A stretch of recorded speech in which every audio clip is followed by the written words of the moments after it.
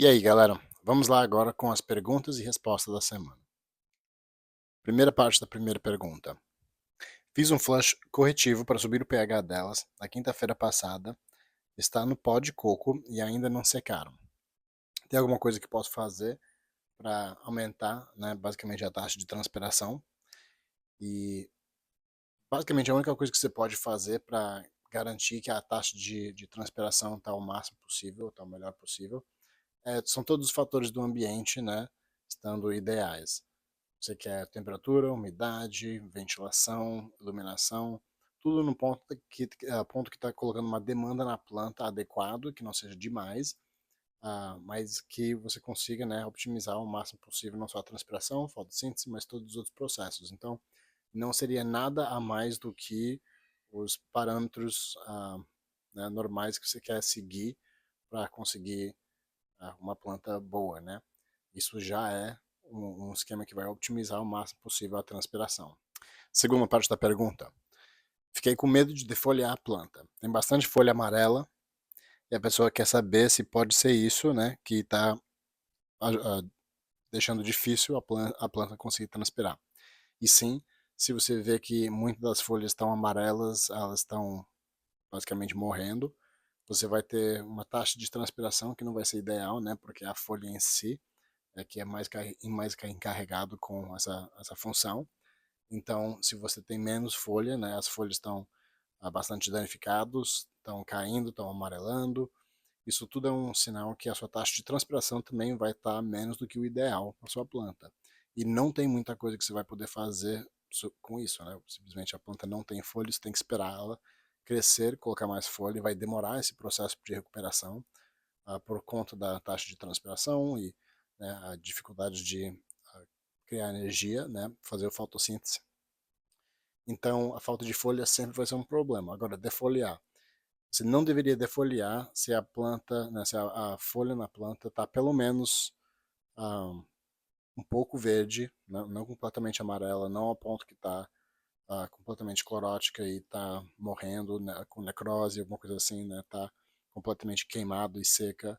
Mas se ela ainda está verde um pouco, se ainda tem um pouco de vida naquela folha, ela ainda deve estar transpirando pelo menos. E se você remover todas essas folhas, você também vai diminuir mais a taxa de transpiração e talvez até travar a planta um pouco mais do que se você tivesse deixado alguma daquelas folhas amarelas, por mais que elas estão num caminho que provavelmente você vai ter que tirar em algum momento. Você quer ter muito cuidado com defoliação se você está tendo esse problema de dryback, né? A planta não está secando tão rápido quanto você gostaria. Um comentário também sobre o substrato, né? Comentou que é o pó de coco. O pó de coco realmente vai ter muito mais dificuldade de secar do que uma fibra, uma mistura de fibra e pó, ou até uma mistura que tenha bastante perlita. Então, se é um problema que você está vendo com esse substrato em si, lógico que a melhor coisa que vai dar para fazer é futuramente não utilizar esse substrato ou fazer alguma mistura nova com ela para você poder prevenir esse problema, né? Muitas vezes essa queda de pH também vai piorar se o substrato não secar rápido o suficiente, né? O excesso de rega, excesso de saturação é um fator que pode causar o pH ter dificuldade de aumentar. E, né, se a planta não está transpirando muito, é uma situação em que você, né, precisa fazer seu flush, mas o problema é esperar secar, né, de novo. Você vai ter que esperar, vai demorar às vezes uns dias.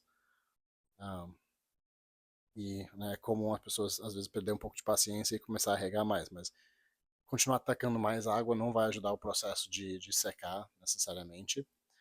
E, né, a planta precisa do tempo dela para conseguir colocar mais folhas e continuar esse processo de transpiração da melhor forma. Próxima pergunta. A pessoa está usando Plant Prod 71127, está querendo mudar para o Plant Prod MJ, perguntando se precisa seguir as instruções do MJ ou se vai utilizar de uma forma que nem a 71127. E quando você compra o Plant Prod MJ, compra o kit completo e você vai seguir o programa deles, né, que é o ideal, você está seguindo o programa deles.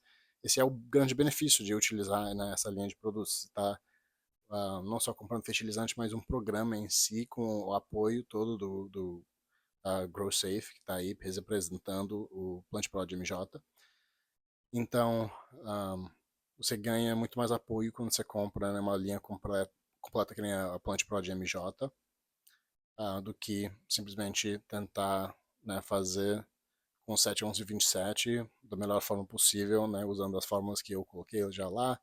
Algumas pessoas, eu sei, né, já modificaram bastante essa fórmula, mas você vai ter que fazer mais no olho, na mão, um, meio que guiando sua planta, né, com um pouco mais talvez de experiência do que o Plant Pro de MJ, né? Tem uma facilidade para o iniciante, a pessoa que está começando a usar a fertilizante mineral aí, que, que é muito interessante comparado ao 71127.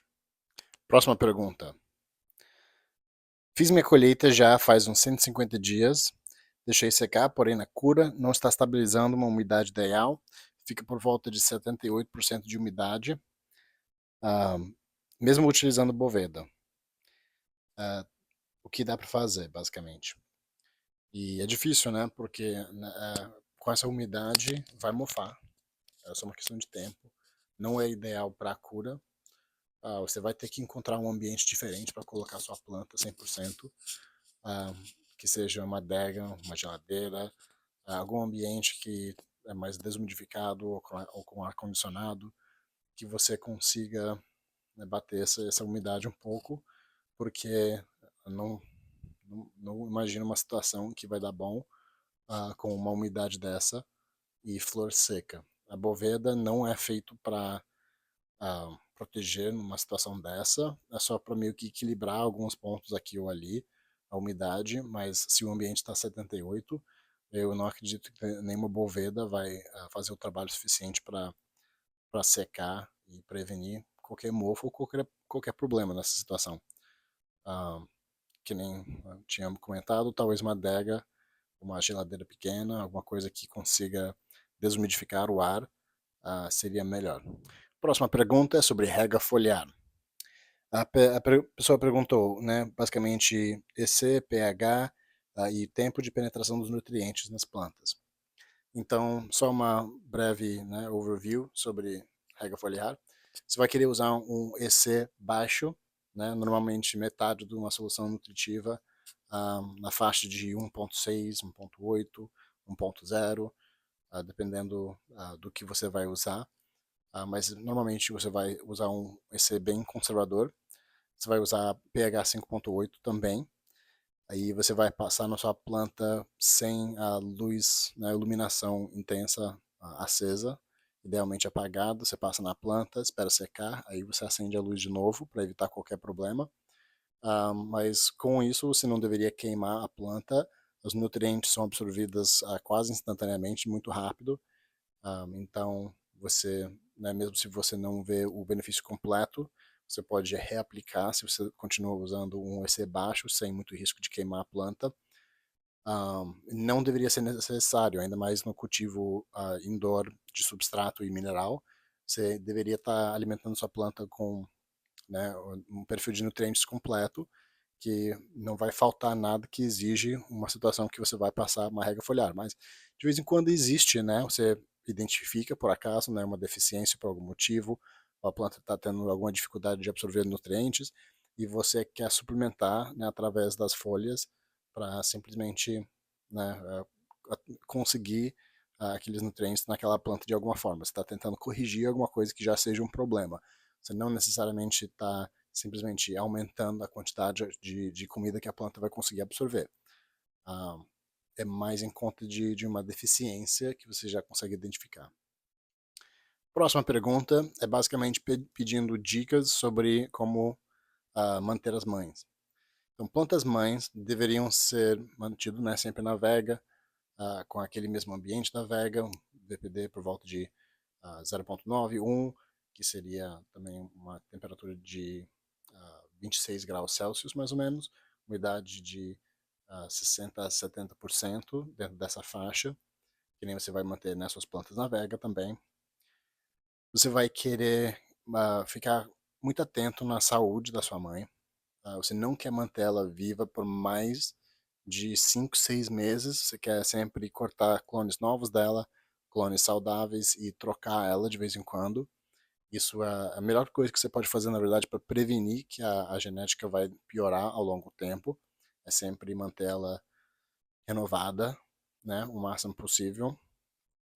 É uma dica muito importante. Você sempre quer, né, tirar clones de uma forma em que você está fazendo basicamente uma poda top na planta, em todos os galhos, para multiplicar a quantidade de clone que ela vai render, né, no total no final, e melhor, as qualidades de clone melhor possível. É impressionante o que você consegue enraizar numa planta cannabis, né, em termos da qualidade do clone, o que no final pode dar certo, mas se você quer manter o melhor padrão possível, você vai cortar, né, daqueles galhos principais, tirando os topos daqueles galhos como seu clone principal. Próxima pergunta, a pessoa está perguntando na Vega, ele não tem uma forma de aquecer o ambiente, né, o ar, mas tem um tapete que usaria como as sementes ou clones para enraizar. Querendo saber se esquentar a raiz seria uma coisa boa ou ruim. E tem situações em que a zona de raiz pode chegar a ser tão frio que é bom esquentar elas. Esses tipos de sistemas existem em um, outros tipos de plantações também, em que se você conseguir aquecer um pouco a raiz, você consegue aumentar a produção ou conseguir uma produção mais cedo. Um, Cannabis também, né, vai aproveitar disso se a situação for uma que a raiz fica muito frio mesmo. Mas agora o solo, o substrato tem uma tendência a manter uma temperatura um pouco mais estável do que o ar, demora um pouco mais também para mudar essa temperatura. Então, se você não está atingindo uma temperatura de ambiente a menos de 17 graus Celsius, eu não vejo motivo para o qual você deveria esquentar a sua zona de raiz. Agora você está caindo mais para baixo, chegando quase no zero, né, 10 graus ou assim, muito mais frio do que isso, aí existe a possibilidade em que isso seria uma prática que teria um grande benefício.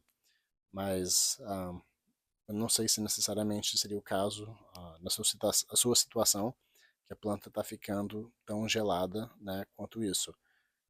Mas até 16 graus, 17 graus Celsius, eu não vejo um grande problema a sua raiz manter essa temperatura durante o inverno. Próxima pergunta: eu posso esterilizar coco usando água oxigenada ao invés de calor? Em teoria, sim, você pode. Agora, calor é considerado mais completo, mais eficaz, mais econômico em indústria grande do que utilizar água oxigenada. Mas eu não esterilizo meu coco, né? Tem um pequeno benefício de morar em Arizona, tudo é guardado em container que fica no sol, então de uma forma talvez o sol cozinha um pouco, mas um, não é uma preocupação grande na minha parte. Eu já vou inocular aquele substrato com micróbios de benefício logo no começo. Um, Também, né, a gente vai usar água oxigenada com frequência daí em diante, então uh, eu tento evitar qualquer problema dessa forma, mas eu não esterilizo o meu coco antes de utilizar. Se você quer continuar fazendo esse processo, não vai ser necessariamente, não vai dar ruim, ah, mas eu recomendo sim você tentar pelo menos inocular alguma coisa boa se você vai esterilizar o substrato, né? Porque aquilo basicamente vira um substrato onde vai ser rapidamente colonizado por alguma coisa, o que chegar lá primeiro no ar. E né, se o que chegar lá primeiro não é uma coisa que vai beneficiar a sua planta ou pode até prejudicar a sua planta, não vai ser uma coisa que você quer crescendo lá dentro. Então, sempre, quando você inocular, espera esfriar, inocula com né, um Bacillus subtilis, vários outros espécies, né, que você pode colocar lá, que vão servir meio como barreira para não deixar outros fungos ou outros micróbios entrar naquele espaço. Ao regular o pH, você precisa esperar 5 minutos, ou basicamente, né, você pode, se você precisa esperar essa quantidade de tempo, mais, menos, e vamos falar de todas as situações. Ideal talvez seja, sim, você tenha certeza que você consiga estabilizar aquele pH, né, você vai misturar aquele tanque na mão, isso seria a expectativa.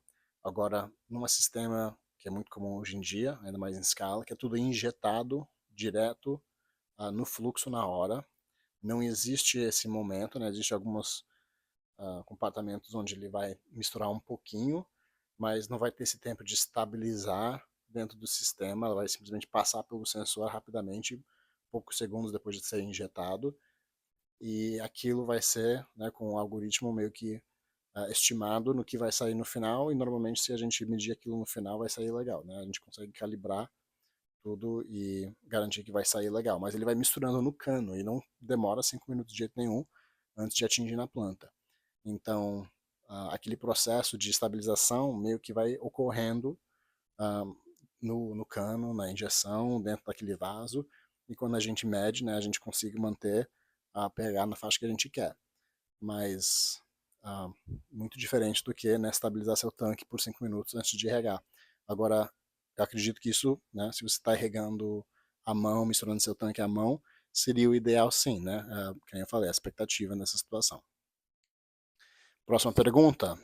Deixei cair a água oxigenada, 50% no meu dedo. Só percebi depois, queimou, virou branco. Tem algum perigo, algum problema a longo termo? Não, não tem nenhum perigo. Basicamente, o que aconteceu? Você queimou a pele mesmo, né, com a oxidação da água oxigenada, da mesma forma que ela vai oxidar qualquer coisa que ela entre em contato. Vai queimar só basicamente a camada superficial da pele. Sim, vai deixar branco, né? Você vai perceber. Se for uma queimadura leve, talvez alguns minutos, algumas horas. Se for uma queimadura mais, talvez uns dias até desaparecer. Mas aquela camada de pele, aos poucos, né, vai sendo trocada e tudo volta ao normal. Então, não tem nenhum perigo longo termo, né, ainda mais se não for uma queimadura muito grave.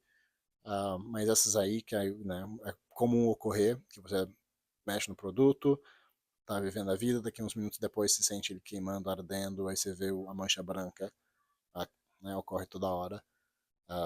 Bastante comigo já várias vezes, mais em casa do que no trabalho, que no trabalho a gente exige que as pessoas usam todos os equipamentos, né, para misturar, mas né, tenta evitar usando luva, né, essas coisas assim, protege, lógico, os olhos, usa óculos ou, né, alguma coisa que consiga proteger os olhos quando você está mexendo com esses produtos, e tenha o máximo de cuidado possível, sempre. Você tem alguma dica para conseguir medir os ingredientes corretos para sempre acertar o EC? E não necessariamente, né? Você ou aprende a quantidade de grama por litro de água, mas você tem que ter uma água muito consistente para você sempre garantir, né? Porque a água que você vai utilizar para começar sempre vai influenciar também. Uma balança muito consistente, né? Uma forma de medir ela consistente. Em teoria, você vai conseguir, com um pouco de prática, acertar a quantidade para entrar na faixa correta de EC que está querendo. A outra forma é, né, você sempre deixa um volume para você poder diluir depois, sempre se você está sempre colocando um pouco mais do que normalmente sairia. Para mim é muito mais chato quando eu não coloco o suficiente e o EC sai muito baixo, adicionar mais fica mais complicado. Próxima pergunta. Na verdade é uma situação que a pessoa está passando e meio que resolveu o próprio problema deles até o final. Mas a gente vai acompanhar isso do começo ao fim. A pessoa fez o CTC no coco, 22 litros de coco para dois vasos diferentes de 11 litros. Depois de fazer o CTC, o pH não queria manter, né, não queria subir. Depois de fazer o buffer com 5.8 e 1.6, muito volume. Depois disso, lavou com água filtrada, muito volume. E conseguiu aumentar um pouquinho, né, até o pH sair 5.8 em um vaso, 6.1 em outro. Continuo regando com soluções de 1.6 EC, 1.5 EC e 5.8 de pH, e aos poucos conseguiu subir o pH dessa solução, o pH desse substrato, até no final chegou a mais ou menos 5.6 depois de várias lavadas com muitos litros de solução. Mas se você já conseguiu chegar nessa faixa de 5.6 para cima, eu já diria que seria tranquilo o suficiente para você fazer seu transplante. Mas se ele continuar baixando, talvez considere outro substrato, já que você ainda não fez esse transplante. Isso já é uma vantagem muito boa. Mas presta atenção, continua medindo o runoff, se você vai continuar vendo essa tendência ao pH subir com essas regras e com bastante volume, eu acho que você pode seguir em frente, mas continua prestando atenção nesse runoff.